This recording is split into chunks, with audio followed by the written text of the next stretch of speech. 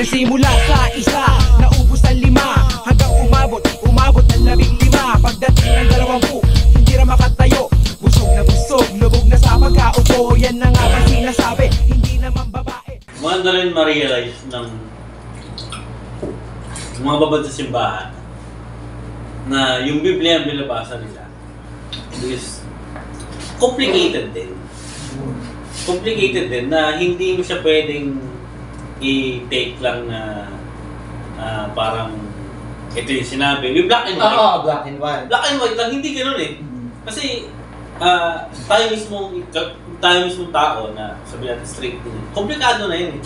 What more pa yung iba pa nasa LGBT community at the same time yung mismong pagkakagawa ng Bible, pagkaka-compose, hindi mo pwedeng i-eliminate yung ganong idea na hindi siya complex. Oo, yun kasi yung challenge eh. Kaya nahihirapan yung mga Kristiyano na maano yung complexity. Hindi naman ma-understand kasi it's really hard. Kaya kami Bible scholars tayo. But ma-appreciate and ma-realize na the Bible is complex, not as basic as you think it is. It's because dumating sa atin, naka-hardbound na. And then, ang division lang ng books, headline, malaki, Genesis, Leviticus. So, ang dating tuloy, para siyang isang novel na may definite beginning and may definite ending. So, typical to how we read our novels. So, parang, biruin mo sa hardware pa lang ng Bible, yun na yung impression. Pero kung titignan mo, hindi nga in chronological order. Iba nga ang order ng Hebrew Bible. Old Testament isn't even Christian in the first place. Hindi nga siya chronological eh, naka-divided pa siya, depende sa genre, di ba? And then, English pa. Hindi mo nakita yung original language which has its nuances. Iba pa yung translation nun. Yun yung yun yung nakakalimutan natin eh. Parang hindi natin na-realize na Bible is more like a library than a novel. Iba-ibang books yan. So imaginein mo parang, ay may books akong Harry Potter, may comics akong Avenger, may mga tula, may lyrics ng kanta. Parang mas ganun mo siya kasi iba-ibang genre eh. Tapos i-play mo na nung kinumpay mo yun, isang istorya to at salita siya ng Diyos. That's not how the Bible works. And it's giving also injustice to the Bible and I think irreverence and disrespect. And I think that's more dishonoring sa Bible kasi napakaganda ng libro. Napakaganda ng literature. Biruin mo in a span of thousands of years siya na-compile and then nagamit ng community. So parang tapos i-simplify mo lang doon na ito ang interpretation black and white. Parang injustice yun. And you're also putting too much weight and pressure sa Bible more than it can bear eh. Di ba parang kawawa naman yung Bible. Hirap na sa mga demands yun. Ginawa yung science textbook. Ginawa yung history book. Ginawa yung libro ng sexuality and gender. Ay, kawawa naman. Kung yung Bible nakakapagsalita, suko na ako, ako na girl. Ganun eh. Kaya, ayun, sana yun yung maunawaan nila. That's what I mean when we take the Bible seriously. In all its beauty and all its flaws. Kasi it's a human book eh, and humans have flaws. And I think that's what makes it beautiful eh, yung flaws. Actually, rated PG nga ang Bible. Kung ako, di dapat pwede sa bata yun. May nakita ka incest, may nakita ka just pinapapatay yung isang ethnicity. May brutality si Peter, hiniwa yung kapetihan ni Peter, hiniwa yung... And ano nga, sinasanitize pa natin eh, di ba? Si John the Beloved, o di ba? Bakit may special status si John? So, yan naman yung ginagawa ng mali siya ang Bible. Bakit may John the Beloved? Lahat naman tayo nagmahal ng John. Favorite. Feeling ko lahat naman ng bakla nagmahal ng John. So, ayun na, mga hypothetical. Yan, Ludwig.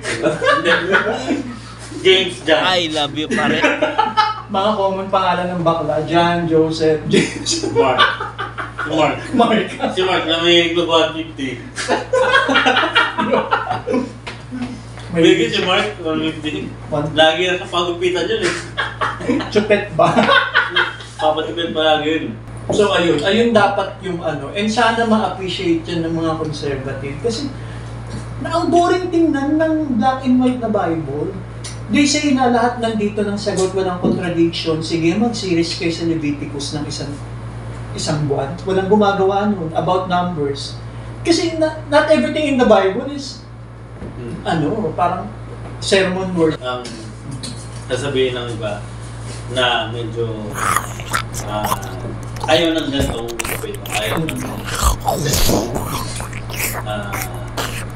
yan yung sinabi ng Bible. Tapos, doon babalik pa tayo sa black and white. Pero, in reality kasi, kung ang binigay ng Diyos is gano'n nga, na kailangan natin bilang tao, kailangan natin aralin yung Biblia niya. Kailangan natin mag-research dyan. Kasi hindi naman siya nakabookbind na bumagsak galing langit tapos binigay sa atin. Kailangan natin gamitin yung binigay sa atin. Ang sarap! Which is yung talino, yung pag-aaral. Para aralin yung ganung bagay. Same thing din doon sa complexity ng pagiging part ng LGBT. Kasi part of human problem yan eh. So hindi mo siya, kung andyan yung problema, which yung community na yan, tapos yung Bible na yan, na dapat aralin, kailangan natin tanggapin na kailangan natin mag-evolve or mag-adjust para maintindihan yung bagay, maunawaan yung bagay, hindi yung pak, bawal to, pak, hindi mo ganyan, pak, ganyan. Kasi nakasulat, malinaw daw. So, yun nga, so hindi tayo magpo-progress nun, hindi na tayo mag-evolve na sabihin natin mali yan o tama yung evolutionary na tinatahak natin. Pero, hindi mo mapipigilan yun eh. Diba? Hindi natin mapipigilan yung sabihin natin ba't yung mga bakla? Wala namang mga caterers yan, pero dumadami. Hindi mo mapipigilan yung pagdami niya. Hindi mo mapipigilan yung pagdami niya. Kasi yun talaga sila eh. Regardless kung saan man nanggagaling yan, kung by nature or inborn, etc. Ano yan?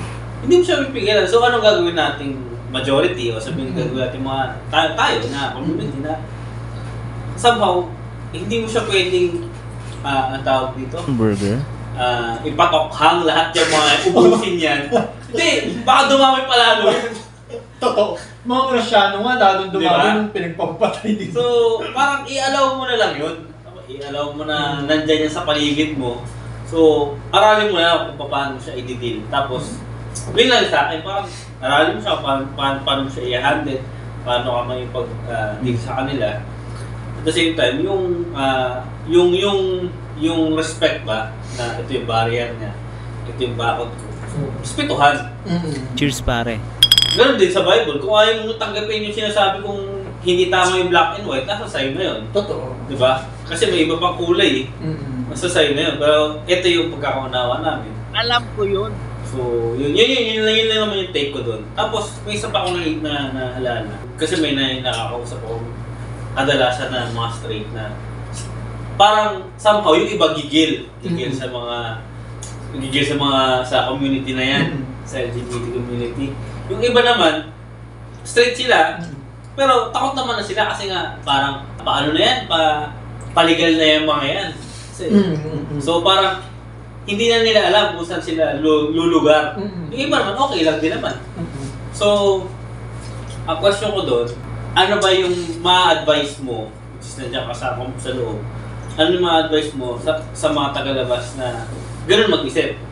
Siguro first of all, in behalf of the LGBTQIA+ community, hindi naman ako spokesperson. Oo naman. Opinion mo lang.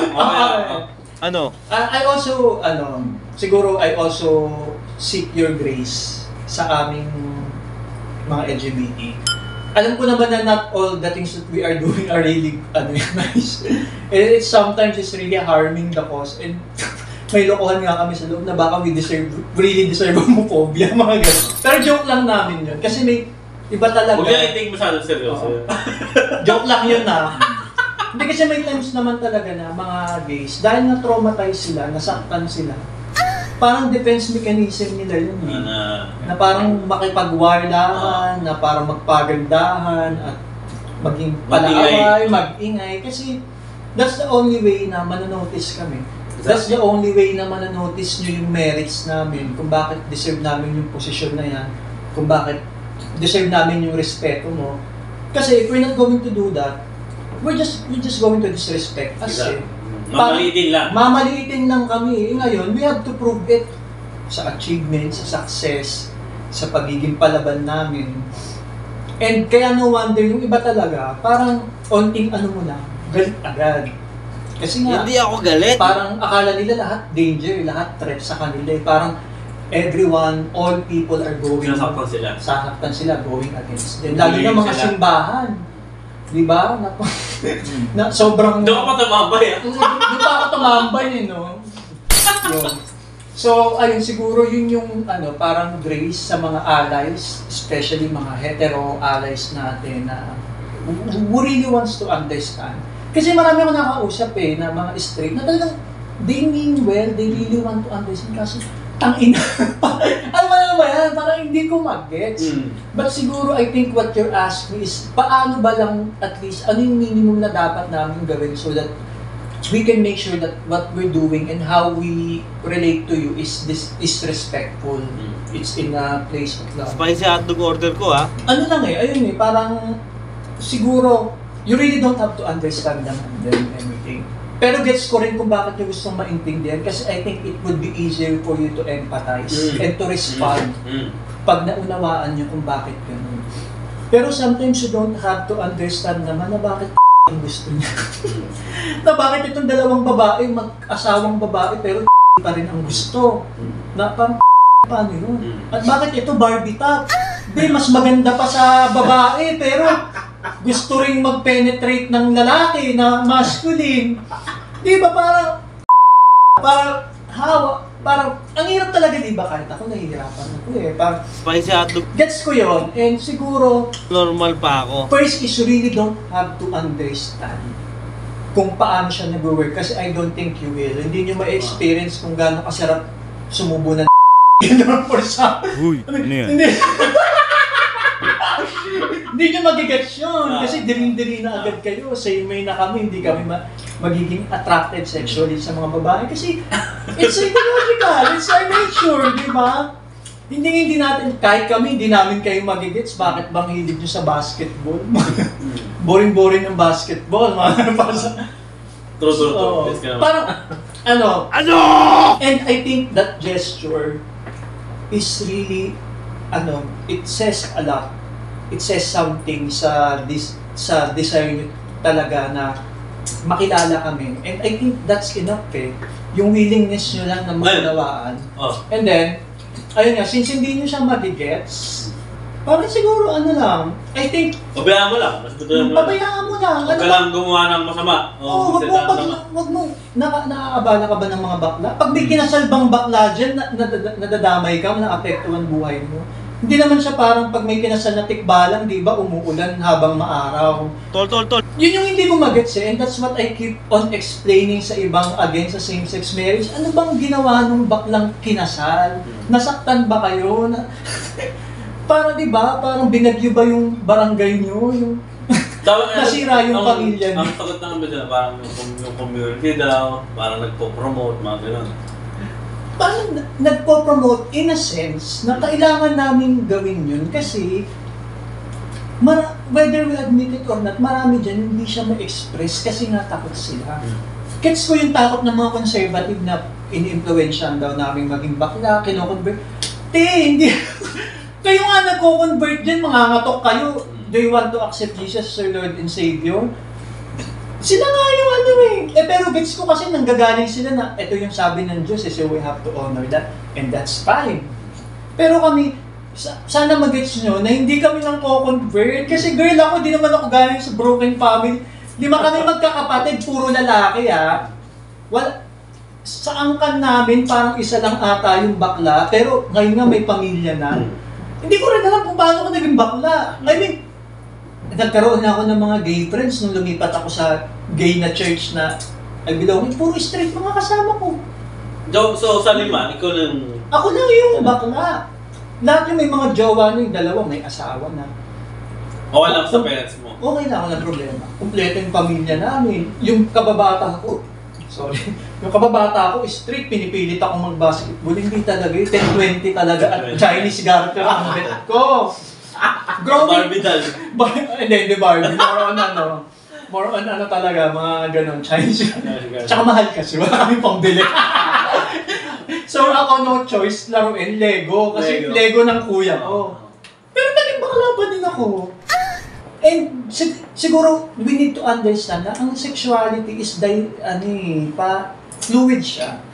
Kasi may mga kilala ako na dating straight, nung tumanda, pero na-shock din sa lala, parang na-attract ako sa lalaki. Yun yung mga dating hindi ko, kasi ako alam ko ever since, may mga ganun pala, nag-iiba siya.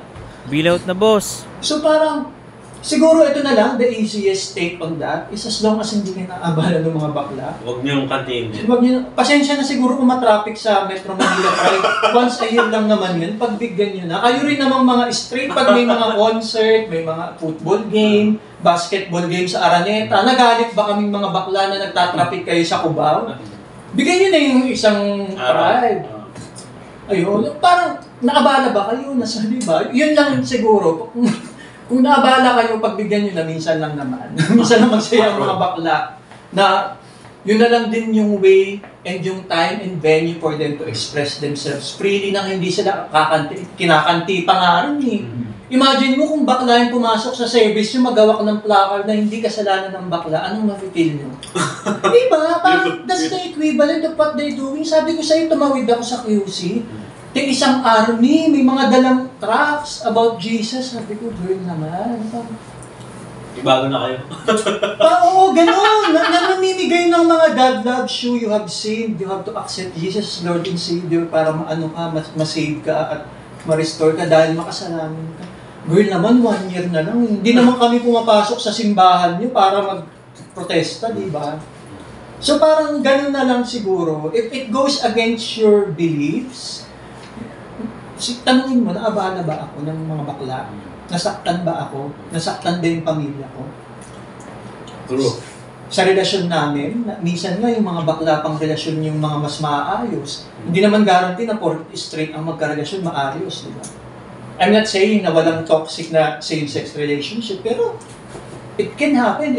It can happen na meron talagang same-sex relationship na healthy, mas healthy pa sa straight, na talagang mahal nila isa't isa, they want to stay together, they want to serve together sa church. Sa church namin, ang daming mag-aasawa doon na nagsiserve sa ministry. And it didn't affect the way they serve. Makikita mo yung passion nila, yung pagmamahal nila kay Jesus. The fact na pumupunta sila doon every week, umaattend ng mga church meetings, nagbibigay ng pera, nagbibigay ng oras, ng talento, ng pagod, lahat. Isn't that enough to prove na you can be Christian and me at the same time?